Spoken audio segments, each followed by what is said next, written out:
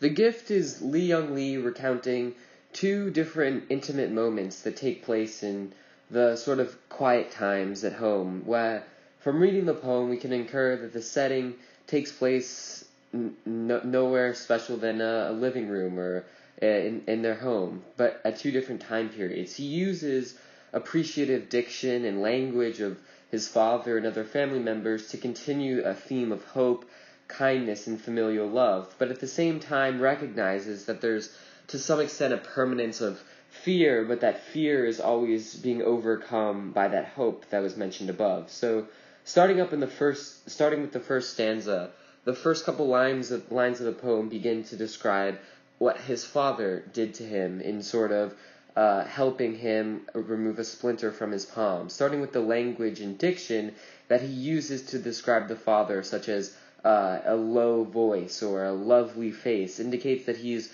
very admirable of his father, and his father has sort of a soothing effect on him that can make him be calm, or whether it's that his father is able to distract him from the pain that he's currently facing.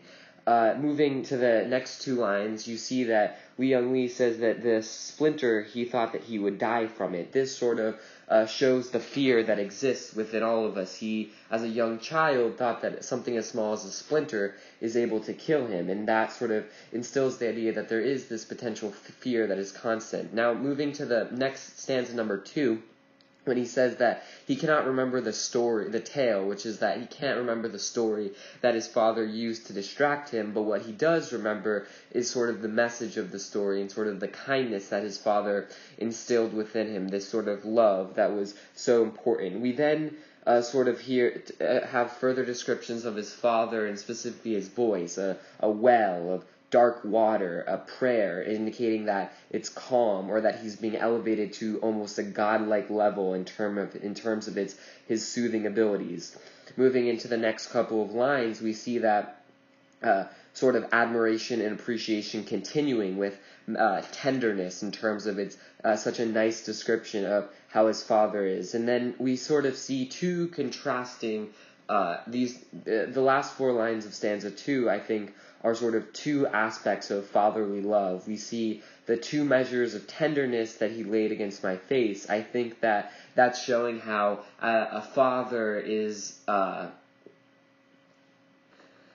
as a father, he's metaphorically giving, not only treating him with tenderness in order to ensure that he's not hurt, but also sort of instilling tenderness and love within him. That's sort of the fatherly love. That is a motif that occurs throughout many of Lee Young Lee's poems when he sort of recounts these intimate, quiet moments that he has with his father. Then the next 2 lines, sort of the flames of discipline that he raised above my head, I think are sort of the harder aspect of sort of a father's relationships to a son, sort of the harder emotions that they have, sort of the discipline. And I think that it's interesting that Lee Young Lee decides to say that the tenderness he gave to his face, which sort of is maybe an appeal to emotion, but it is sort of the discipline that he raised in the head, the mind, having a strong mind that is able to overcome sort of pain that occurs. So moving on to the next stanza, we have sort of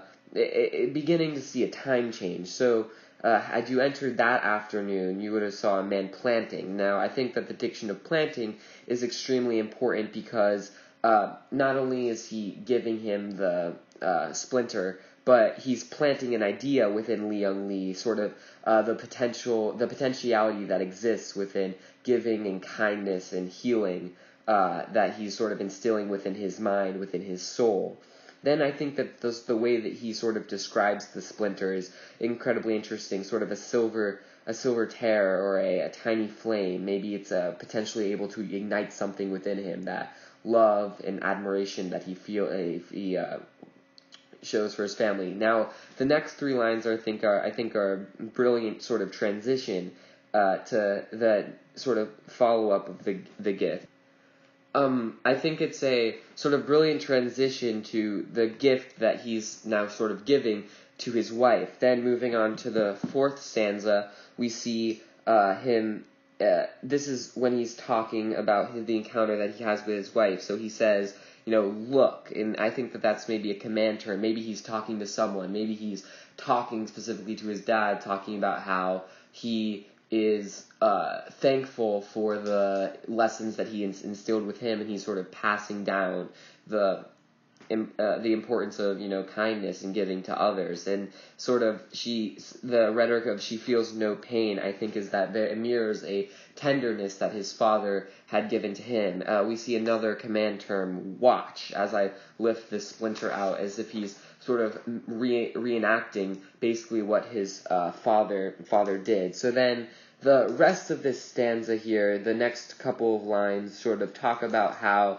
his love from his father made him not necessarily afraid. I also, going back to the line before, I think that that shows the sort of permanence of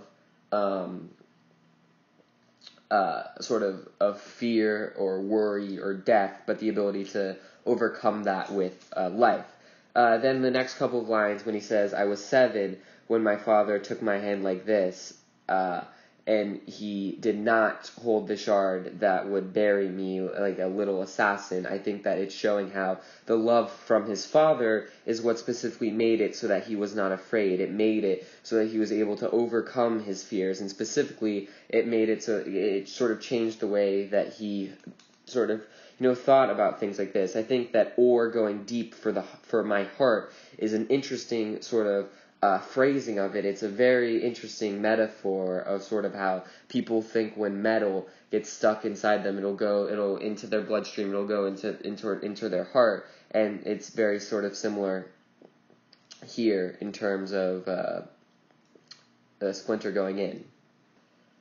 And I think that the next 2 lines where he talks about how I did not lift up my wound and cry death visited here shows how maybe in the past he could have been afraid of those certain things, but now, because of the love that his father gave to him, he no longer does that. Now, the last 3 lines of the poem, I think, are very important because it shows that his father gave him sort of the splinter to keep.